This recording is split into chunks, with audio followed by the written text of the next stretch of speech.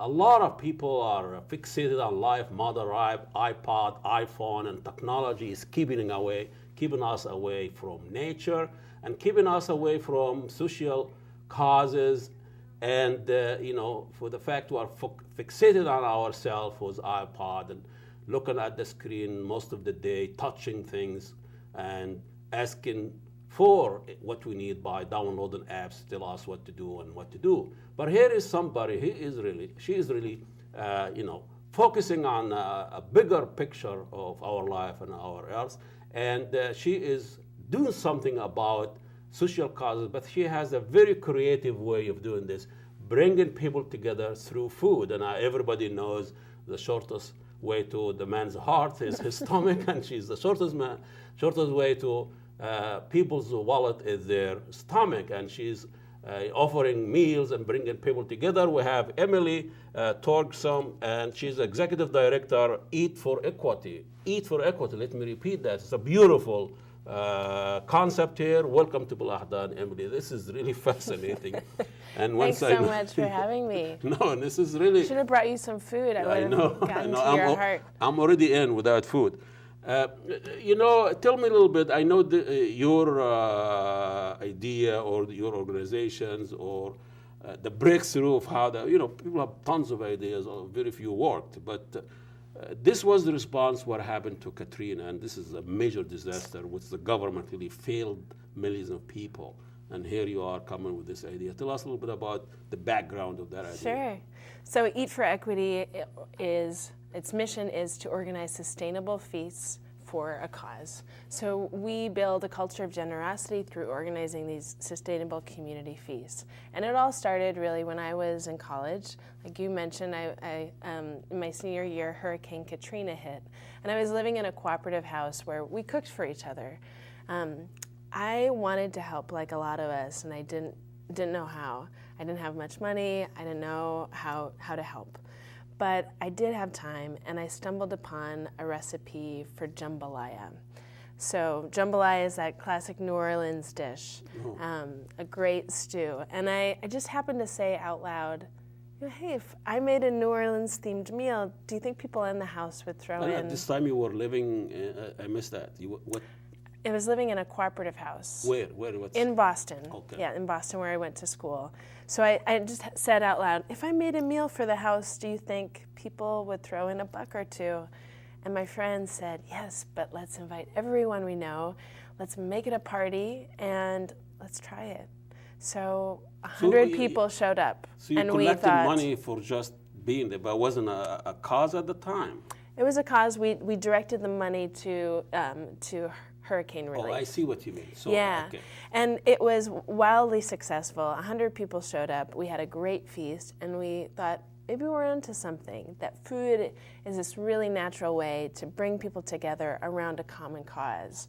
And we kept doing them the rest of college, and then when I graduated, I moved back to Minneapolis.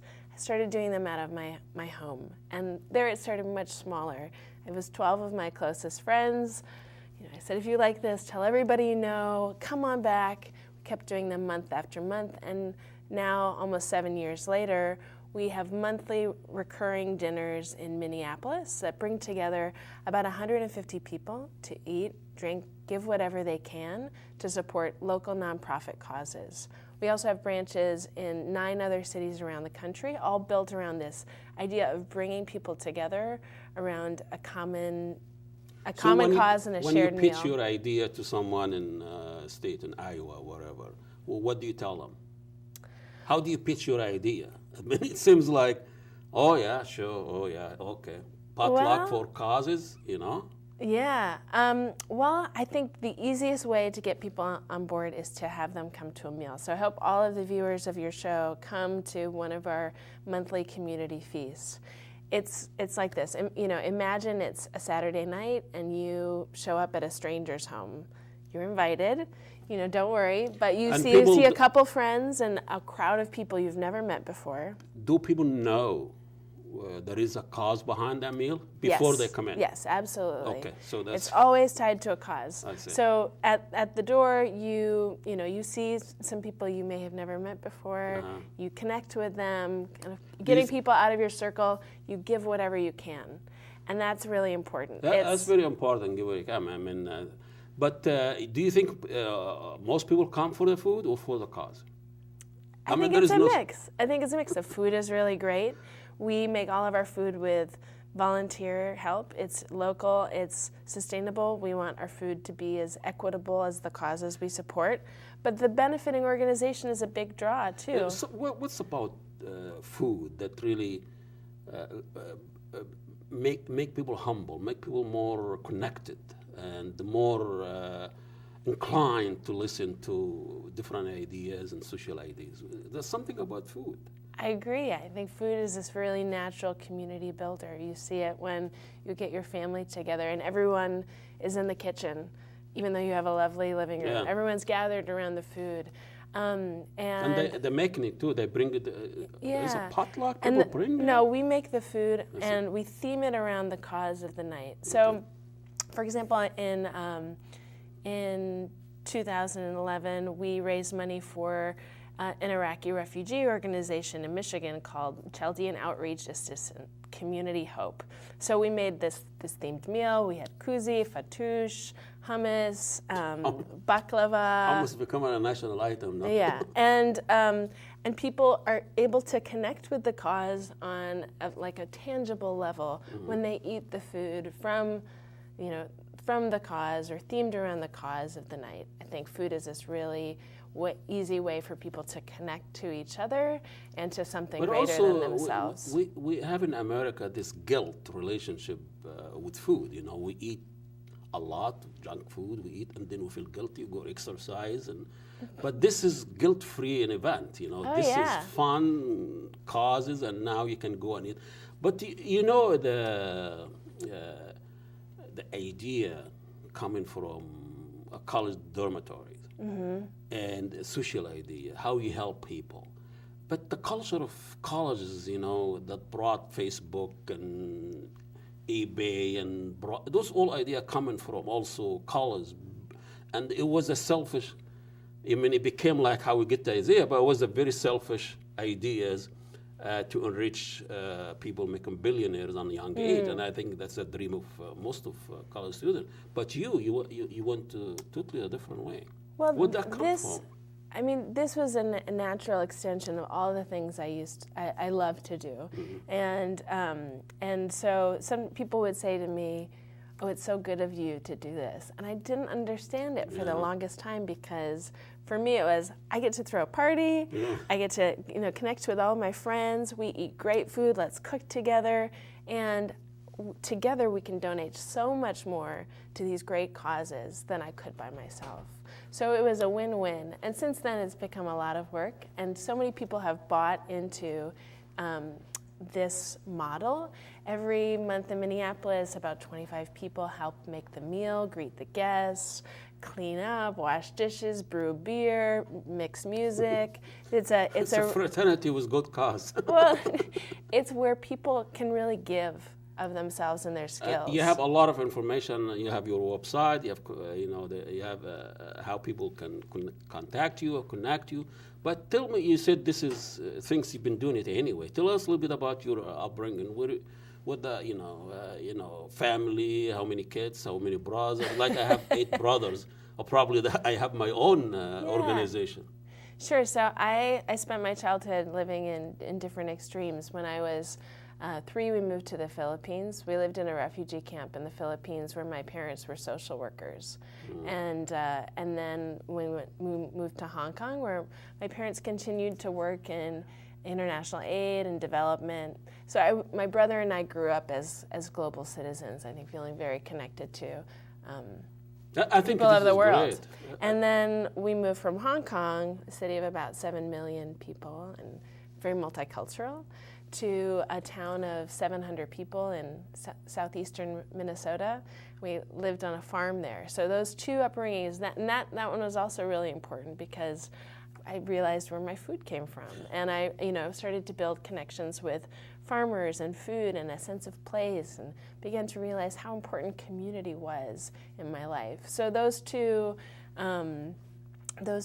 different sides of experiences which a were lot really of Americans instrumental. like you, they don't grow up with an experience like that. So you were in a way lucky, or you encourage people to go out of their Big Mac and iPod and shopping malls and go expose the world? I think people really are craving opportunities to connect with each other, with other cultures, with other parts of the world. And we are offering a tangible way to do that, an in-person way to do that. But there are so many ways in which people are really craving ways to thank you, Emily. Thank you so much. Good luck with your organization. You're going on a tour April? Absolutely. We're going to be visiting all of our branches in cities around the country and organizing big community feasts for a cause. So I better see you at a community dinner soon. Well, I'll bring my own hummus. No, you'll make it with me. Okay. Well, anytime. Executive Director of Eat for Equity here with us, and she's going on a tour for 7-8 cities to do the things, and check her website, eatforequity.org, and a lot of exciting things, a lot of information, and we'll take a short break and come back with the next guest. Welcome to your weekly program, BelAhdan, the show that brings you General Sisi to your living room. You know, military have been ruling Egypt for more than 60 years. They rely on two things, secrecy and propaganda. The military now is cooking and grooming to produce a new president for Egypt. You know, after January 25th, when the millions of people rise up in the streets and topple the most rotten dictatorship in Egyptian history, the military take notes. Now they are back in full control, toppling the first civilian elected president in Egyptian history, Mr. Morsi. Now, 8 months later, the country in shambles, the economy non-existent, chaos everywhere, demonstration, violence, massacre in squares, and led by the military. Nobody knows who's gonna run and who's gonna be the next president of Egypt. The military is trying to change and rig elections and cooking the constitutions and preparing their general, the sweetheart of Egyptians, liberal and Egyptians, the pro-Sisi camp, now thinking and talking about the new savior, the new Messiah. People already talking as Sisi is running the country, or Sisi is the president, and the election will come later. The military keeping secrecy, using the media, state media, sell out private media to propagate the Sisi as the one who is the right man for the right job. Demonizing any oppositions. Nobody has a chance to stand against the military man. But still the secrecy is there. Speculation, wondering, people, is he's gonna run?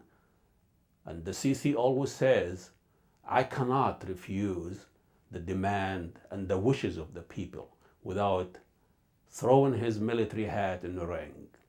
The military and the general now acting like cardinals in the Vatican with secrecy to elect the next pope, and a lot of Egyptians transfixed on the chimney of the military waiting for the white smoke.